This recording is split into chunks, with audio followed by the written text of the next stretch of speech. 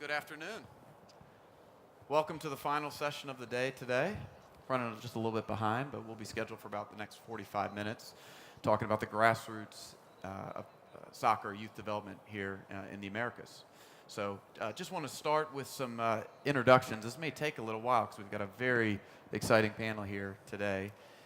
To start, right to my left, we've got Gerard Houllier. Since July 2012, Gerard has served as global head of football for Red Bull and responsible for Red Bull Salzburg, RB Leipzig, New York Red Bulls, as well as Red Bull Academy in Brazil. As the technical director for French Football Federation, Gerard was famously part of setting up the Golden Generation that won the 1998 World Cup and 2000 UEFA Euros. His coaching career has spanned 5 decades, including Lens, Paris Saint-Germain, Liverpool, Lyon, and Aston Villa. To his left, we have Kevin Payne. I've known Kevin for quite some time. Kevin is the CEO of U.S. Club Soccer. He's one of the most experienced and influential figures in American soccer, with more than 25 years of high-profile executive leadership, with positions in U.S. Soccer and Major League Soccer, including president of DC United, where he won 4 MLS Cups, founding member of the MLS Board of Governors, board member of the U.S. Soccer Federation. He currently serves as the vice chairman of the U.S. Soccer Foundation and remains on the U.S. Soccer's technical working group. He was appointed CEO of U.S. Club Soccer in 2015, which is a national organization committed to the development and support of youth soccer and youth clubs in the U.S., with 500,000 members and 75,000 elite coaches. Next, we have Gustavo Grossi.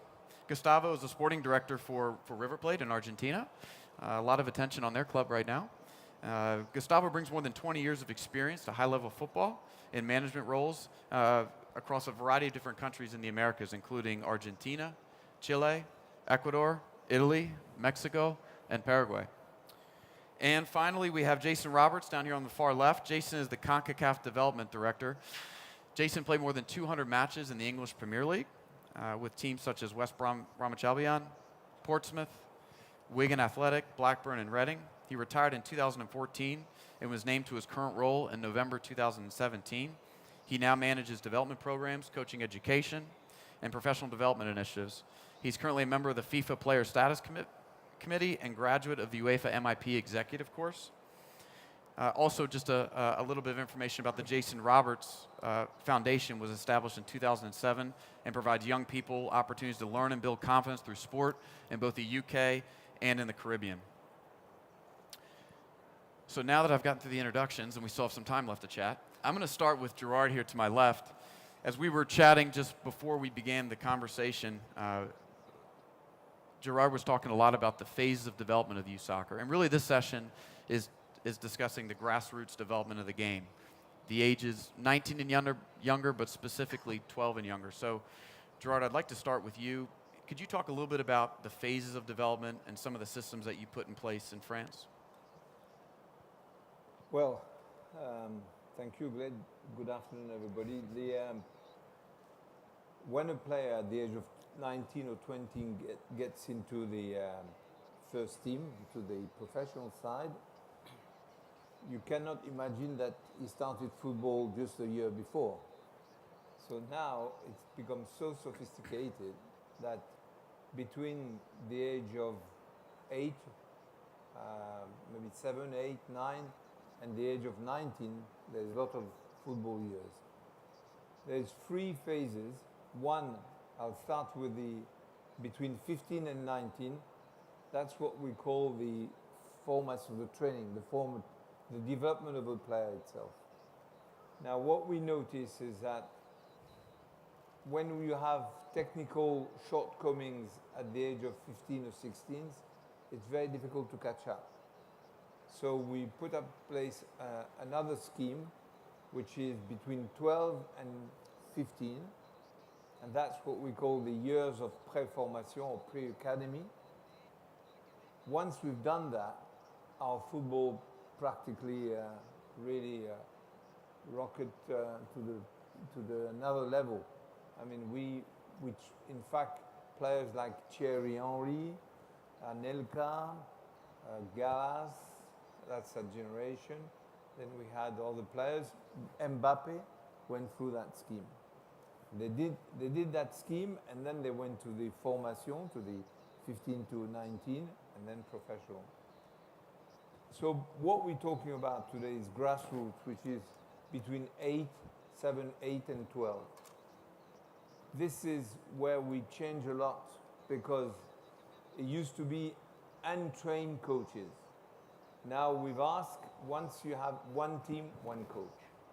So we ask practically every club to have a trained coach for youth, really. And this is where the future lies, I think, because any neurosurgeon will tell you that the best year is the young years to wait and to learn. It doesn't mean to do some professional training. It means that they have one training or two training or three trainings is different. But training mainly based on the skill. So that's the first, this is the 3 stages, the 3 phases.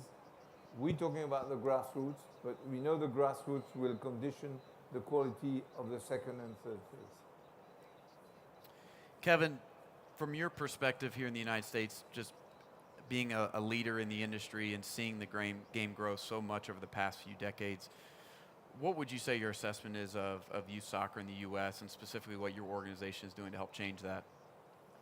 Well, I think our approach to youth soccer is very different than almost any other country in the world. You know, the greatest explosion of youth soccer in this country occurred at a time when there was no national professional league. In the middle and late 80s and into the early 90s, when soccer really exploded on the scene. And so youth soccer became an end in itself. And we still battle some of the aspects of that. I think that, you know, the absolute clear-eyed analysis of where we are is simply that we have to get better at all of these areas. So whether it's what we call level 1, which is under 12, or level 2, 12 to 19, or level 3, 19 to 23, we're a little bit deficient in all those areas. And it's going to take time. We have to have a clear-eyed recognition of our shortcomings so that we can try to address them. And Gustavo, there's 40 million people in the country of Argentina. There's 350 million here in the United States. How has Argentina been able to produce so many world-class players at such a young age, bring them up through the academy system? Talk a little bit about your role at River Plate and what you've seen specifically in South America over the years in terms of youth development. Bueno, un poco lo único que principalmente puedo destacar es que la diferencia del desarrollo es tan grande casi como la diferencia del idioma, ¿no? O sea, son polos opuestos. Nuestra prioridad absoluta es el futbolista. Ponemos el futbolista y el reclutamiento del talento de ese futbolista en nuestro continente por encima de la metodología, por encima de la infraestructura, por encima de un montón de cosas que el mundo funciona quizás a veces un poco al revés, ¿no? Primero la infraestructura, como aquí en Estados Unidos, luego la organización, un buen método, y nosotros priorizamos otras cosas que es a partir del gran talento que nosotros podemos encontrar dentro de posibilidades económicas mucho menores, empezar a darle la opción de la evolución. También la diferencia que van a notar entre el continente sudamericano y el resto de otros continentes donde el fútbol de élite se destaca es que nuestros futbolistas o nuestros talentos, el 90% ha nacido por debajo de la línea de la pobreza. Las condiciones del hambre de ese futbolista por conseguir la gloria deportiva y económica es diferente, la agresividad es diferente, o sea, todo el contexto social es absolutamente diferente al que se va a encontrar en Europa, al que se va a encontrar en los Estados Unidos o en diferentes lugares donde las inversiones son superiores. Eso no significa que tengamos un método profesional de cómo entrenarlos, de cómo darle evolución, de cómo darle educación, pero sí marcar claramente que el futbolista que nace en Sudamérica tiene un montón de características particulares que no son las mismas de futbolistas ya sea de Europa o de aquí de Estados Unidos. Y después, desde la parte genética, también remarcar que nosotros somos una cruza entre el europeo que ha llegado a conquistar en su momento las Américas con el africano que ha llegado a partir de ese europeo, con un montón de efectos de colonizaciones y de cruzas que nos generan un carácter que a este deporte le dan un plus, que a este deporte le dan una diferenciación, que bueno, no la hemos podido equilibrar con la profesionalización que tienen en otros puntos del mundo, y por eso siempre nuestros grandes talentos, por una cuestión económica, Brasil, Argentina, Colombia, Uruguay como ejemplo, son de exportación continua. Si nosotros en nuestros países tendríamos a nuestros talentos, a nuestros futbolistas, creo yo que no habría liga del mundo que pueda competir con nuestro nivel deportivo, pero eso no va a ser viable ni hoy ni mañana. Somos un sector de absoluta exportación de talento y de eso vivimos y por ahí transitamos.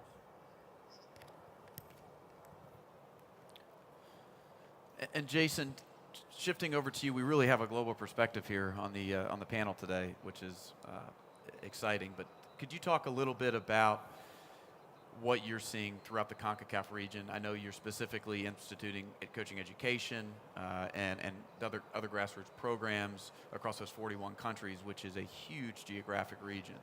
So how do you go about doing that, and what are some of the things that you're tasked with in your role? Thank you very much, Glenn, and good afternoon, everybody. First and foremost, when you was talking through the introduction to Gerard, you didn't mention the fact that I had played against his side numerous times with Liverpool and Aston Villa, and I never ever won. So I'm going to challenge him to a game after we finish this talk today. That aside, in regards to my position as Director of Development for CONCACAF, the one golden thread between what everybody's been talking about today is the level of coaches and coach education. And that's something at CONCACAF which is a distinct, important target for us. We started our coach education directives in 2013, building a coach licensing system which will allow us to work with all of our 41 different member associations. And as you can imagine, the issues and the challenges are very diverse, from St. Lucia to St. Kitts to the USA to Mexico and Canada. So we've identified a program that allows us to work with our member associations, to work with their best coach instructors to deliver our D licenses and our C license coaching. But also we're developing our B license as well, and it's important that we do all of these things at the same time, because whilst we are investing in new competitions, whilst we have the Nations League in place, which means that we have more games. I actually played for Grenada for 20 years and I have 12 caps, because we would come up for the World Cup qualifiers, 2 games against the USA, we'd lose, we'd go away 4 years later, 2 more games against Costa Rica and lose again.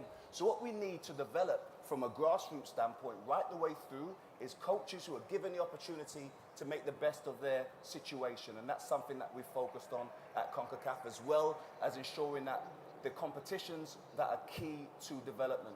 So our perspective is extremely broad and trying to ensure that there are opportunities not just for players at the grassroots level through our Next Play program, which has seen us partner with 5 different member associations to ensure that there's after schools football as well as increased competition.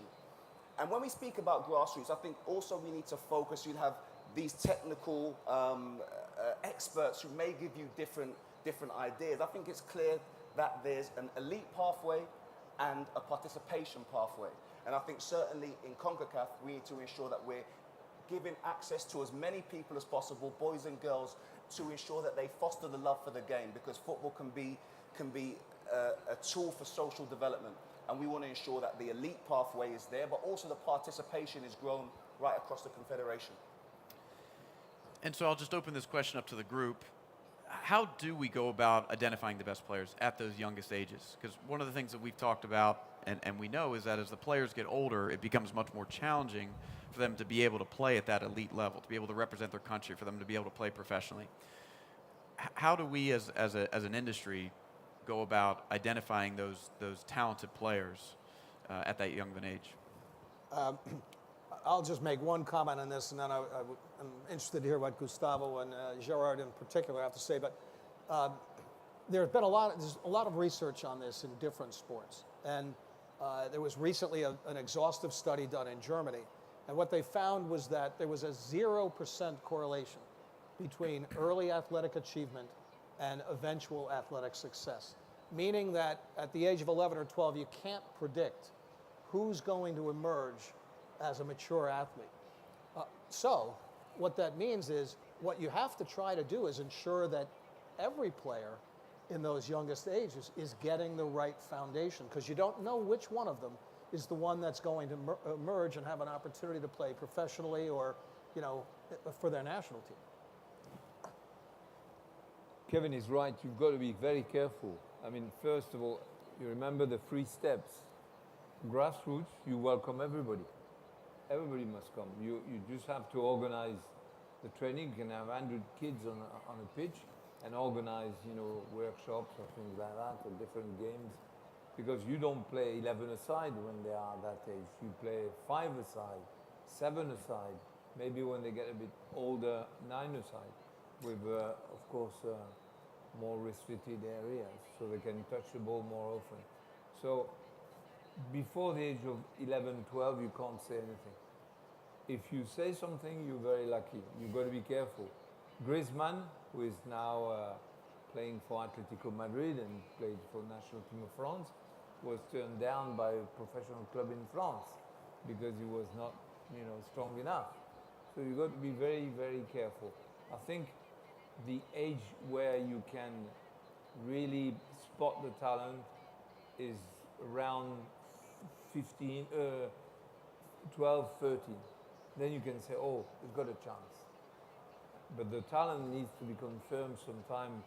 There's various elements that come into part. But between 12, 13, or you can say, well, maybe he's got something. Glenn, I have something I'd like to say on this, on my journey into playing in the Premier League, is that as a youngster, I was of a very high standard at Chelsea, at Aston Villa, and I was very highly thought of. But at 15 years old, I didn't progress in the way that other young players progressed, and I found myself outside of the game. I was playing amateur football. I found myself a job. What was key was that I was still involved in the participation of football, so I was still playing. And many other people of the same level who feel at that stage that they were going to go on to become footballers, when they didn't get the pathway they expected, they fell outside of the game. I was lucky to be in an environment in the UK where I was able to stay in the game in participation. So at 19 years old, where I started to develop as a physical specimen, that's when I started to get the opportunities. And then I showed the ability that was always there. So I think we need to be, to your point earlier, we need to be careful about identifying talent too young. Because in many cases, those are the young players that don't progress in the way that we expected. At 19 years old, as an amateur player, no one would have expected I would have played in the Premier League. But continued access to the sport gave me that opportunity. That's a mental thing, though. That's also the mental thing. Agreed. The mental is the roof. I mean, if you take a player, you've got of course, the physical side, the technical, the tactical, but the roof is the mental. If the roof leaks, it's not good for the house. So he had a strong mental. When he said he never scored against us, I'm pleased because I had a plan against him. Gustavo, can you talk a little bit about, in River Plate, that age group, the pre-academy age group that we're talking about, 12, 13 and above, what are some of the traits that you're looking for in players, and how do you go about developing them so they eventually get to the first team? Acerca de la pregunta que marcabas antes, de cómo la industria se da cuenta cuando hay un gran talento, la mala noticia es que no se van a dar cuenta. Porque aquellos que tienen vocación y tienen un don son aquellos que se dan cuenta y son los que están en cada una de las canchas, en algunas esquinas de determinados continentes y tienen el ojo entrenado para hacerlo. O sea, seguramente lo van a encontrar cuando la exposición de la televisión o de los medios pongan ese talento a la vista. Previamente van a estar en un estado de confusión de quién es mejor, quién es peor o para qué nivel está. En el continente donde yo trabajo, la reclutación del talento es mucho más abajo en las edades, porque nosotros tenemos que generar un futbolista de venta a los 18 años. El continente sudamericano empieza a reclutar a los 8 o 9 años y a los 18 tiene que tener un producto terminado. Otros continentes pueden tenerlo a los 21, a los 22 o a los 20, por lo cual nosotros hacemos recibir un abogado, un contador, un médico 3 años antes que cualquier lugar del mundo. Es una desventaja, pero a su vez es lo que necesita el mundo, que son prodigios. El que se instala en este tipo de industria de alto rendimiento es el prodigio, no es el talento. El prodigio es aquel que no tiene techo de aprendizaje, que no tiene freno en la evolución, es Messi. Todos los demás primero tienen una habilidad, esa habilidad se convierte en un talento porque la aplican a un juego, pero tienen un techo de aprendizaje y terminan a los 15, a los 18, a los 20, a los 25. Pero el que no tiene techo de aprendizaje, ese es el que se instala como un prodigio, que es el que toda la industria quiere, que son los grandes futbolistas que ustedes ven por la televisión. Ellos todos los días están aprendiendo y están creciendo de manera continua, en lo físico, en lo táctico, en lo mental, en lo intelectual. O sea, esa es la diferencia que yo puedo contarles mínimamente en algo que no es transferible, que es para la gente quizás más involucrada en el fútbol desde lo interno, pero sí darle ese detalle, que aquellos que piensan que pueden ver, tienen algo invisible para encontrar. Nosotros, por ejemplo, a mí me toca ver 76.000 futbolistas al año y reclutar para el proyecto de River 46 sobre esos 76.000, entre los 10 y 14 años. Entonces mi ojo está entrenado en todo el continente sudamericano de una manera que puedo comparar un niño de Colombia con uno de Chile, con uno de Argentina, nacido el mismo año y elegir. Entonces esa posibilidad es para los que nos dedicamos en el trabajo diario del fútbol. Esa es una situación que les puedo dar acerca de eso que hablan de qué es lo que ven y por qué encontraron a quien encontraron.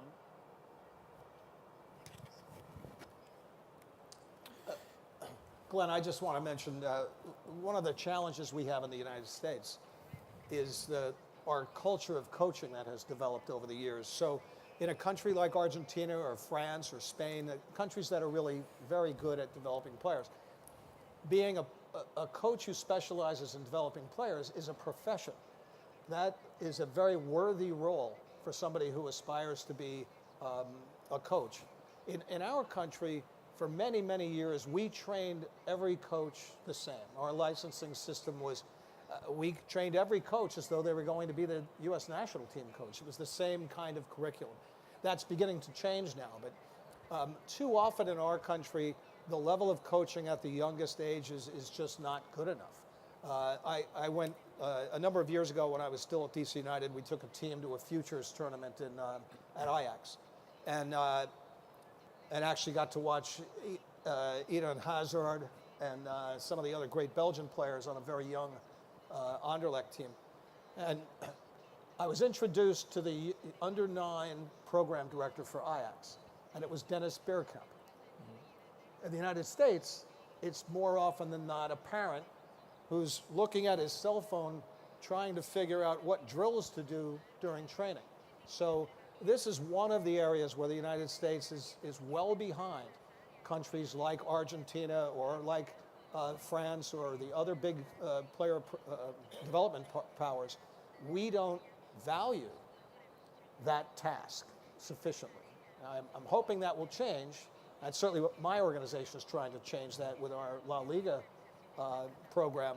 But it is a cultural change that will take time. Why coaches are linked to the quality of your players, your football players? If you want, whether it's a grassroots, whether it's in the pre-academy or the academy, if the ultimate aim is to have better players. You want to have at the top, at the elite, better players. If you want better players, you want to have better trained players. If you want better trained players, you need to have better training. If you want better training, you need to have better trainers. And if you want better trainers, you need to have a coach education program which is set up by the FA or by the Confederation to train coaches to take the appropriate team at the right level. So I'm fortunate where in my full-time job, I work in this industry, but my other hat I wear as a youth soccer coach. So I'm actually up here, I should be taking notes because I'm getting a lot of good information. Kevin, to go back on your point on developing coaches here in the United States, you touched a little bit about the relationship with La Liga. You all launched Players First. Can you talk about those two items? I think that would be helpful for the group to understand a little bit about what's taking place here through U.S. Sure. Soccer. Well, and U.S. Soccer has done a great deal in the last couple of years in particular to modernize their licensing system. So they're basically following the model of France and of Spain and what has been done in Europe. And they're trying to create different pathways for different roles. And then they're making the coursework much more rigorous and challenging. So if you want to have an A license, it's a real commitment of time. What we're trying to do is to supplement the license process with continuing education. So the particular individual that runs courses for La Liga with us is a fellow named Gary Filiando. For 9 years, Gary was the methodology director at Atletico Bilbao, which is one of the most remarkable player development programs in the world. They can only play Basque players. There's only 2 million Basque, and they're sharing them with Real Sociedad. And in the history of La Liga, there have only been 3 clubs which have never been relegated. 2 of them you can guess pretty easily, and the third is Atletico Bilbao. So they have to develop players. They have to learn how to do this. So what Gary is trying to teach people across the United States is how to develop a methodology that works for them, how to translate your understanding of curriculum into, digestible way of teaching for the players, which goes back to Gerard's point, and I quote Gerard all the time when I'm speaking around the country. If you want better players, you need better coaches, and if you want better coaches, you need a better system of training coaches. It doesn't happen by accident. And this is what's fantastic about viewing this discussion and through the lens of director development for Confederation, because each of our member associations are at different levels of their development. So to listen to US Soccer and the way that they're trying to develop their coaches and their pathways is extremely elite versus some of our FAs and our member associations where coaching isn't a pathway, it's not a profession. And that's what's extremely important when we talk about our coach licensing system and what we're trying to put in place. That a young boy or girl can look at football and decide, I want to be a coach, I want to be a manager, and there's an appropriate pathway that is financially achievable and that can be had there on their island or in their country. Because whilst it's very important to ensure that we look at the elite side of things, you still want to believe that those fantastic stories can be achievable. And to the point we've been speaking about, in my opinion, that comes from the strength of the coaching and the coach education. And as a confederation, our role is to ensure that we improve across the board, so we have more competition for the likes of the USA, etc., so we can push them on in regards to development. And that will come from us setting a platform that allows more coach education right the way throughout our region. Gustavo, what are some of the processes you put in place for training the staff at River Plate, the youth coaches, all the way up to the first team?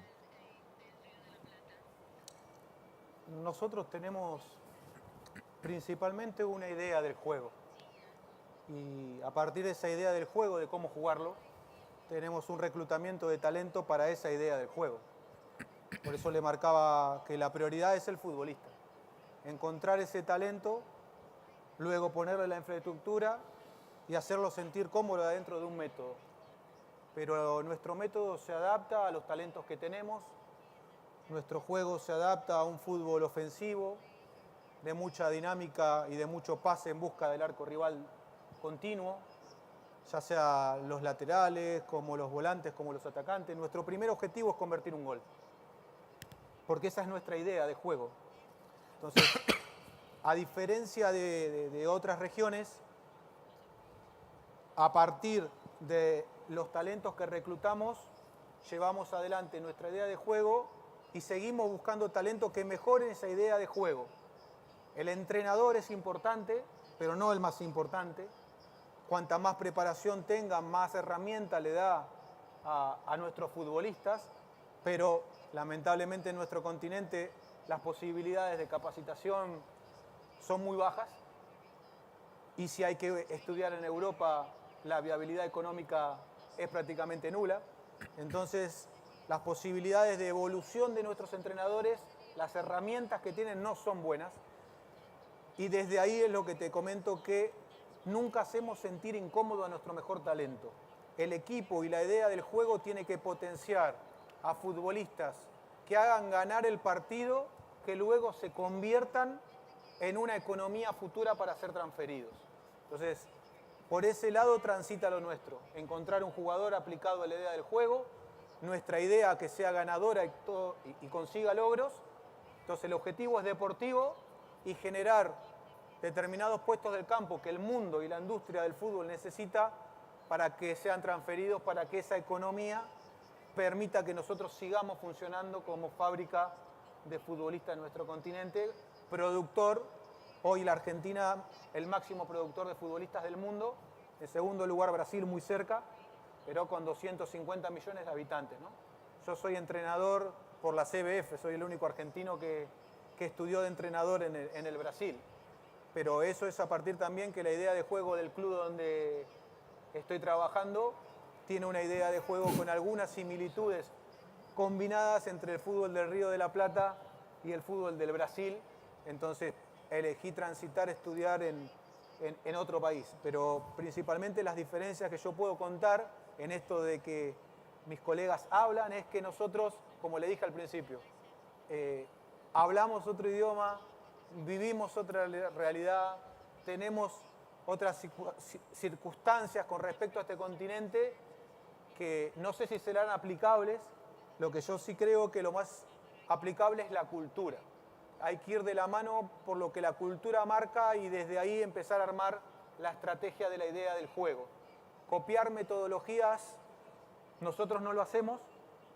Brasil cuando perdió con Alemania por 7 goles lo hizo y después de 4 años que no le dio resultado, puso un entrenador como Tite que volvió a la esencia del fútbol brasilero. Entonces, sigo considerando que lo importante es jugar según lo que la sociedad del lugar donde estamos exige el estilo de juego.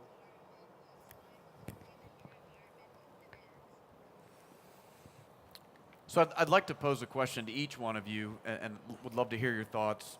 What does the future hold for grassroots programming in this game so that as leaders of the industry, as caretakers of the game, we continue to produce the best players? And specifically, what can the Americas take from those lessons? Glenn, the good thing is that the minds are changing, the opinions are changing. 20 years ago, 20 or 30 years ago, when I started, we used to put the best coaches with the under 17, under 19, those next to the professional side. Those who had no qualification, those who didn't think they were good, we would put them with the grassroots.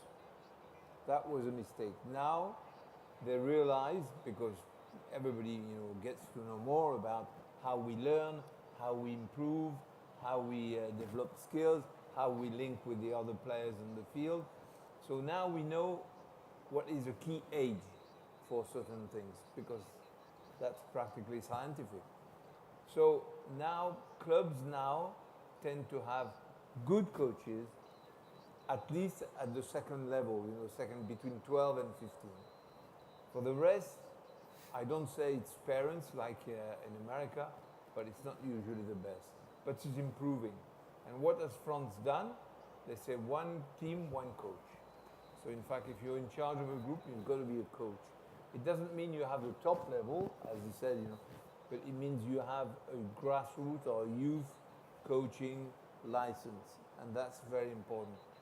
Because some coaches are very good at that, It's a difference between making the fruit ripe and pressing the fruit, squeezing the fruit. That's different. So that's why at the moment in Europe, we tend to think that the best coaches will also be at the early age. So the future is good. Good. Maybe because they think they're going to maybe like the Argentina, they say, well, you know, we need to spot the talent very quickly because at the age of 18 we sell them. I wouldn't say that, but at the moment in France we saw 3 or 4 players under the age of 16, but in France, you know, you can move as you want. Or, sorry, at the age of 16, they move, they go.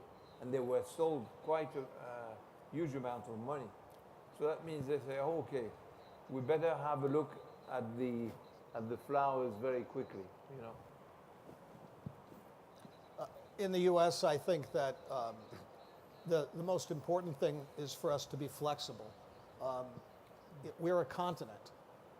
So a youth soccer player who grows up in New Jersey has experienced as different a culture in many ways from one who grew up in Texas as a French player might from a Spanish player.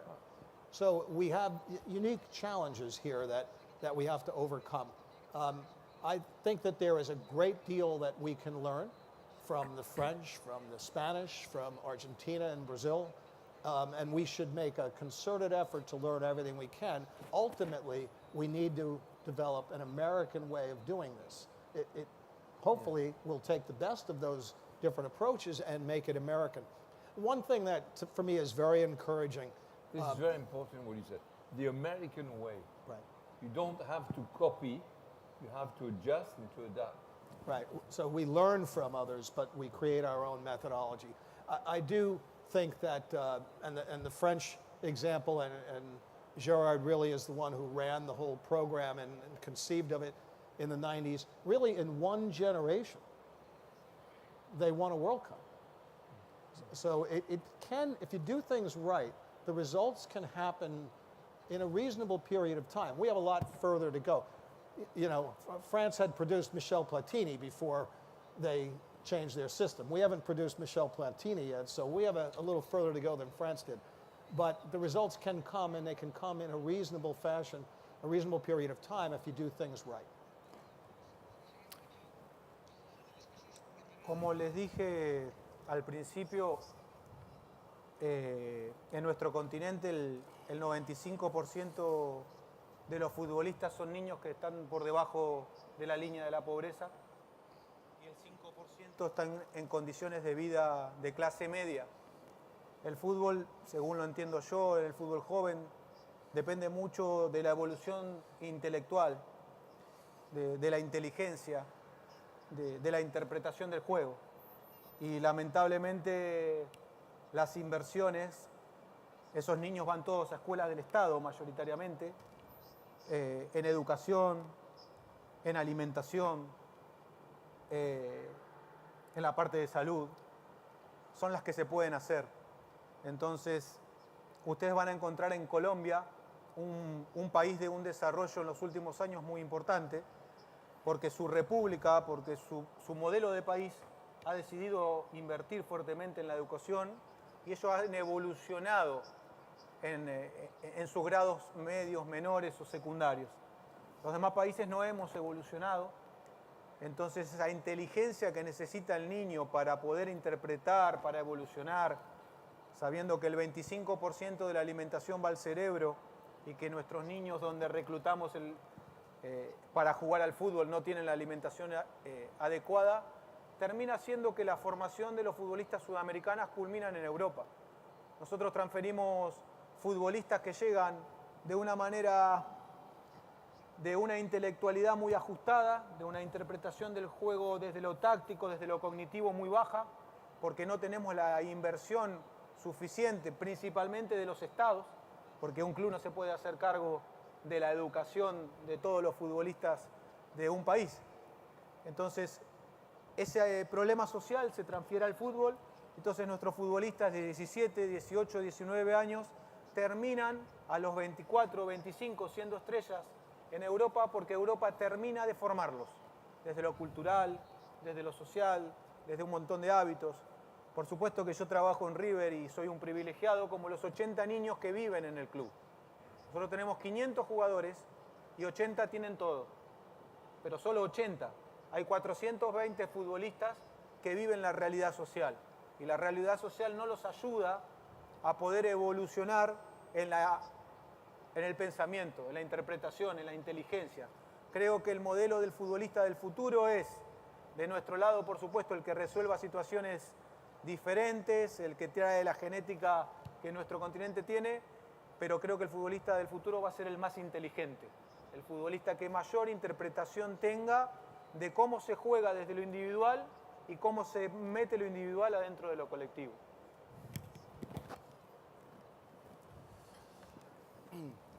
Very interesting, because as we grassroots in the way that we're discussing it today, we've all spoke about coaching and methodology and philosophies, but as a confederation, one thing that we need to focus on is the mechanism for change. And one thing we've been putting in place with our U15 tournament, which in both boys and girls, we're the only confederation that has that in place, with a majority of our member associations participating, which ensures that access to the sport in many of the FAs, that they may not have it at that particular age, 14 years old and building on into our World Cup qualifiers. How do we ensure that the good coaches, to the point earlier, are working with the best players? And that's about that mechanism. So our club licensing and our professional football development strategy, headed up by Jonathan Martinez and Christian Tonelli, is focused on minimum requirements. How do we ensure that at the U15 tournaments that you have to have a C license or higher? Ensuring that club licensing across our confederation, we've now moved into second place behind UEFA for football associations who are putting in place club licensing as a strategy. So that's really testament to the strategy we've been putting in place to ensure that our member associations understand that without the development of coaches, without the minimum requirements to ensure that those coaches are valued and we can create a profession out of what they do, we will not see that development. So we believe that with the increased competition, with the minimum requirements, while we're building our coach licensing system and working with our member associations to ensure that we have equivalency going forward, that the future in our confederation is extremely positive. Alongside our participation projects, where we're trying to ensure that more people are having access to the sport, and not just the elite players, ensuring that players who may go on to become the next supporters, the next administrators, the next coaches, the next referees, are getting continued access to the sport, because the pathways for the elite should also be replicated in participation, because without the supporters, the referees and administrators, our game will not be able to survive in the way we would like it to progress. So we've covered a lot of topics across grassroots playing of the game, and from the phases of development to identification to coaching curriculum to methodology to where we go next. So any parting thoughts before we take some questions from the group? No, we also need to know that grassroots means fun, enjoyment. If you want the kids, you need to organize the training so they can find. I mean, the game, the aim is not to win, it's to play. The winning side will come later on, but until the age of 11, 12, the quality of your training, the diversity and what you do in the training is very important. This is why I think we need really expertise and coaches which are trained for that. Yeah, I would echo that. I think it's very, very important. And every development expert that I've ever talked to, and it doesn't matter what country it is, they always stress the fact that it has to be fun for the players. These are children. And while there's a goal for some of them in mind, it needs to be a journey that they enjoy. As Jason says, not every kid, in fact, maybe 1 in 1,000 is going to have a chance at a professional career. But they all can contribute to the game in some fashion, whether as supporters or administrators, whatever it might be. So I think that's something that we all have to keep in mind. And again, our organization is very focused, as Jason is, on trying to raise the level of the experience for the broadest possible cross-section of players. And out of that will come the best players. Comparto con lo que vienen diciendo acerca de la importancia del juego, ¿no? No olvidarnos que esto es un juego, en el cual el 1% tiene la posibilidad de llegar a ser un profesional de alta línea, de alta gama, pero que el otro porcentual puede ubicarse en diferentes niveles del fútbol y ser un profesional también. Uno busca primero la formación, que lleguen a completar en su edad de 18, 19 años, según el país, o 20 años, con la mejor formación desde lo técnico, desde lo táctico, desde todos los aspectos, pero también busca construir carácter. Y la construcción del carácter idealmente tiene que ser la de un carácter ganador, ¿no? O sea, aquí nadie va a dramatizar una derrota ni va a castigar a un niño por perder, pero al menos a mí me parece que no da lo mismo. O sea, siempre sin exageraciones, pero no es lo mismo ganar que perder en este juego, como en cualquier juego, y sin dramatizarlo. Entonces, la construcción del carácter, al menos lo que a mí me toca, me parece determinante, que no sea, estamos jugando un rato a esto y bueno, y jugamos un partido clásico y lo perdimos, pero salimos con el teléfono y nos vamos todos a un cumpleaños a ver qué pasa. Hoy aquí estamos en una industria que habla de alto rendimiento. Vamos a dividir lo social de lo recreativo del alto rendimiento. Lo social, en el cual yo participo en proyectos, tiene que ver con la contención, con este juego como una manera de sacar a niños de determinados lugares de riesgo. Lo recreativo tiene que ver con eso, con jugar sin pretender ser profesional, pero si hablamos de alto rendimiento, de industria, hablamos que la construcción de los caracteres son determinantes. Y por último decir que sé que aquí hay mucha gente que se dedica al negocio del fútbol y que el negocio del fútbol nace del futbolista. Entonces sería muy bueno que puedan interactuar con los futbolistas, porque para vender tecnología, para vender un GPS, para vender un video, si el futbolista no quiere, no hay venta. Si ustedes pueden hablar con todos los gerentes de compras del fútbol del mundo, pero el que decide es el jugador, en el nivel que sea, no importa si es la Liga de España, la de Argentina, la de Venezuela, la de Brasil, pero todo lo que ustedes quieren vender en la industria, si viene un futbolista y dice a Miami no venimos a jugar, no vienen a jugar. Entonces no hay que perder de óptica que lo más importante de este juego es el talento y es el jugador de fútbol.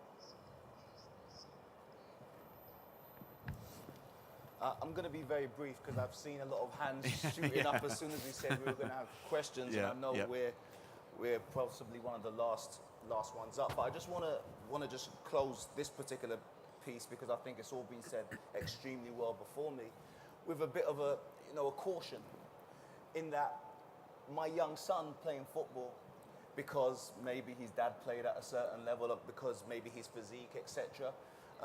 When we were in Europe before I moved here to Miami, clubs were looking to recruit my son at 6 years old. And I think we need to be very mindful of what we're trying to do with our game. Of course, there is a rush to find the best players, and there is a rush to extract that value and give opportunity and develop. But there's a holistic thought process that I think we need to go through as an industry. If a 6-year-old, if a 7-year-old, if it's appropriate for us to be implementing that level of competition and pressure into the situation. And I think that's something that we should be mindful of and guard against.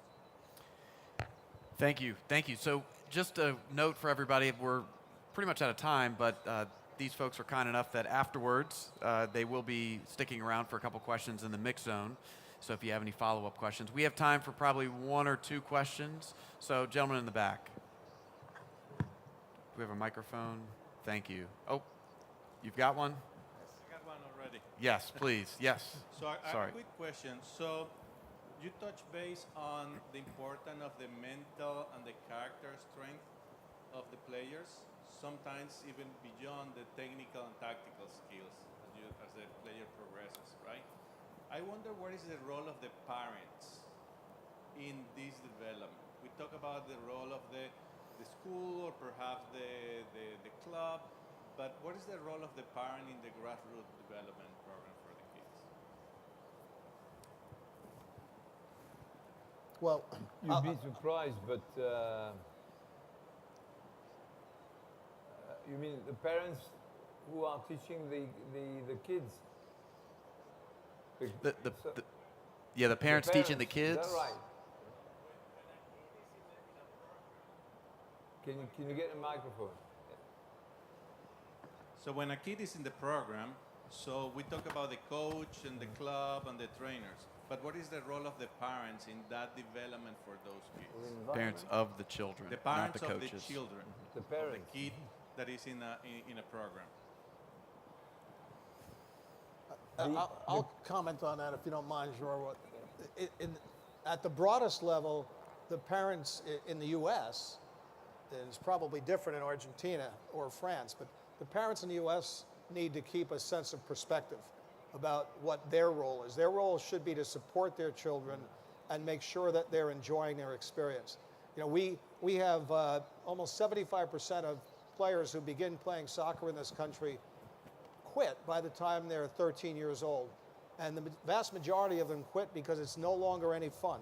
And the reason it's no longer any fun is because the adults that are involved in the equation, their parents and then their coach, puts too much pressure on them. And it's not fun anymore. Kids play sports because it's fun. They leave sports when it's not fun. It's a little different in places like Argentina where it's a way out economically. But I'll let Gustavo or Gerard. Once a kid is coached by a proper coach, somebody, the parents don't have the same influence. The kids will listen to the coach. If the coach obviously is doing the appropriate thing, the right thing for him, this is why it's important to have the right coach, particularly for the right age, because the kids will listen more and the coach will have more influence on him than the parents. And that's where the coach has an important role to play in terms of not telling them to be strong and things like that, but just helping them to surpass difficulty, to react positively to, when he can't do something, he will try again, he will try again, and at some stage he'll manage. So I think the coach will be more the father figure once, he does the right thing.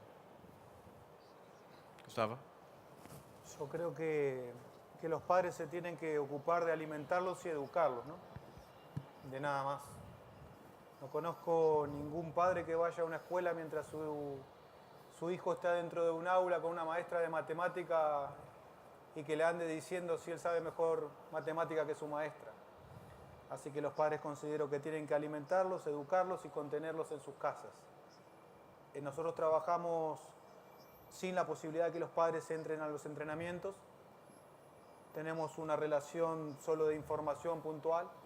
Entonces lo que el niño hace con su entrenador y dentro de un proyecto de fútbol, el padre que no confía en ese proyecto lo tiene que cambiar de proyecto, pero no interactuar. En principio, te doy ese ejemplo. No creo que ningún padre vaya a ninguna escuela a explicarle a su hijo que él sabe mejor que su profesora de lengua, de matemática o de filosofía. Lo mismo pienso para el fútbol. Así que el padre que tome el camino de pensar que puede ayudar a su hijo pensando que sabe más que su entrenador, toma el camino de terminar con la carrera de su hijo. I'll make a brief comment from my position as an ex-player is, whilst technically it's absolutely correct, and the point about going in and giving a maths lesson while the kid is in school is absolutely correct. But the reality of it is, if you feel as a parent or as a child, you feel that this is your avenue to make it out of a difficult economic situation, which we see for a majority of players who are coming through, it's very difficult to ask the parents to make the right decision in regards to economically not trying to make the best out of that, maybe too young, or maybe not trying to get involved in the technical aspect. The reality of it is, with so much money on the line so early, the pressure and the situations become very blurred. I agree technically it's absolutely correct, but in reality it's very difficult to ask someone to come from a challenging background to allow the youngster to enjoy the sport when so much money is on the table so young. Mm-hmm. Absolutely. I think we've got time for just one more question. We've got a question up here in the front. Yes, I think we've got a mic coming. Yeah, I'm sorry. Go ahead, please. So I'm from Brazil. The grassroots in Brazil, it's always involved in futsal. you know, in the younger age. It's fun. It's more touches. Develop the technical piece. I know Argentina won the last World Cup. I don't know how you guys see the futsal game being a grassroots more in the U.S. Me? Futsal, excellent. Good answer. That was going to be my answer. It's becoming more and more important in the U.S. Using Brazil and Argentina as the examples of why.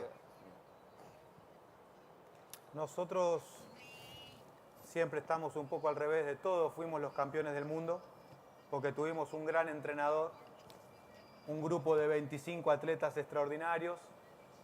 Nuestro desarrollo del futsal no es popular para nada.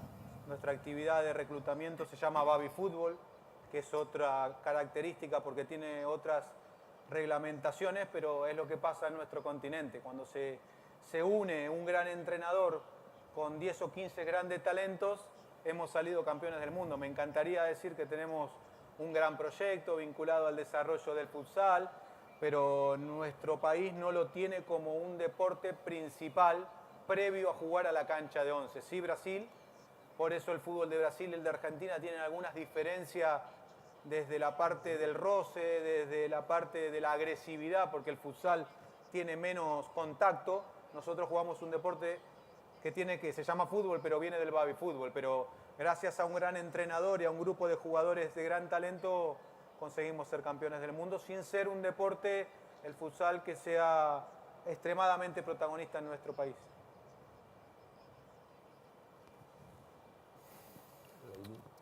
Yes, last question right here. We've got a mic coming to you. Just 1 second. Thank you. Hi, my name is Sol. I'm from Argentina.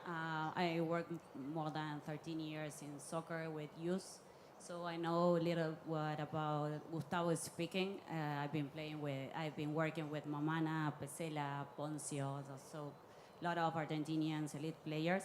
As he said, the head, it's like the head is like the roof, you know, about the soccer players.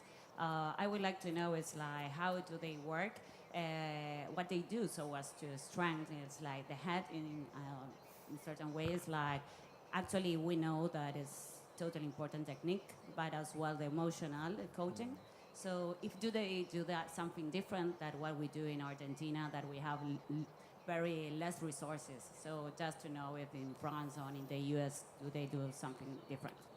So the question is specifically to mental training of players in the U.S. The mental is not something that you train like skills and things like that. It's little by little, but it's linked to the confidence. What you want is to bring players, to bring confidence to them.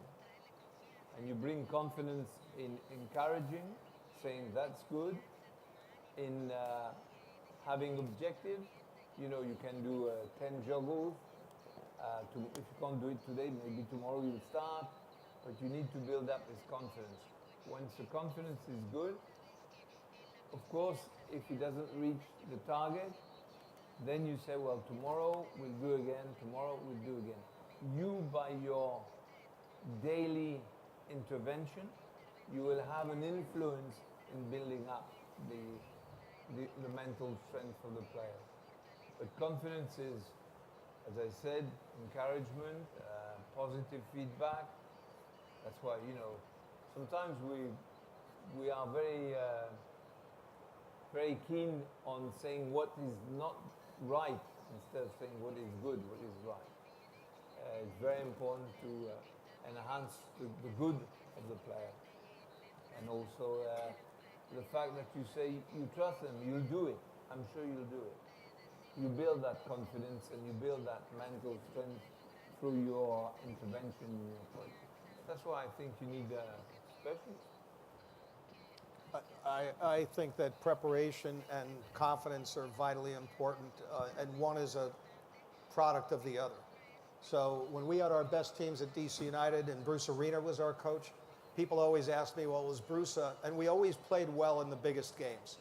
And people said, well, is Bruce a great motivator? Does he make great speeches? And I said, no, he doesn't actually make speeches. But our players always went on the field feeling like they were prepared. They understood how they were going to win. They understood how the other team was going to play and how they would play against them. And they were never surprised by what happened on the field. So they looked highly motivated and they looked extremely confident because they were. But it wasn't because somebody made a speech or engaged in some mental exercise. It was because they were prepared. Thank you. That's all the time we have, but I want to say thank you to Jason, to Gustavo, to Kevin, and to Gerard. I've enjoyed sharing the stage with you. And again, these folks will be behind in the mix zone if you have any other follow-up questions. I know we didn't get to all of them, but thank you, and we look forward to continuing the discussion. It's always a pleasure, Gerard.